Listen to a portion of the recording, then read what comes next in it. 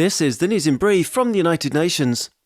With no let-up in fighting in Gaza, the UN Health Agency pleaded on Tuesday for better aid access, as relief is arriving too little too late to help civilians caught up in the ongoing conflict.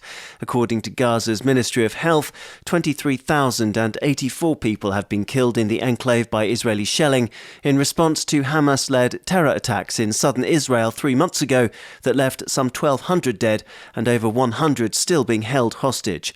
The World Health Organization, WHO, insisted that the UN and partners remain completely ready to deliver assistance to Gazans. All forms of humanitarian assistance, and particularly food, are desperately needed across Gaza, especially in northern areas. Here's WHO Emergency Medical Team's coordinator, Sean Casey, speaking from the southern city of Rafah. The food situation in the north is absolutely horrific. There's almost no food available, and everybody we talk to begs for food and comes to us and asks, where's the food? We bring in medical supplies. People help us get our medical supplies through, but they are constantly telling us that we need to come back with food. One indication of the shrinking space for life-saving humanitarian work in the enclave is the fact that the UN Health Agency has not reached northern Gaza for 2 weeks. It noted that a total of 6 planned WHO humanitarian missions have had to be cancelled since the 26th of December because safe passage guarantees were not provided. It's been almost 2 years since the full-scale Russian invasion of Ukraine, where hostilities continue to kill and injure civilians every day, UN humanitarians said on Tuesday.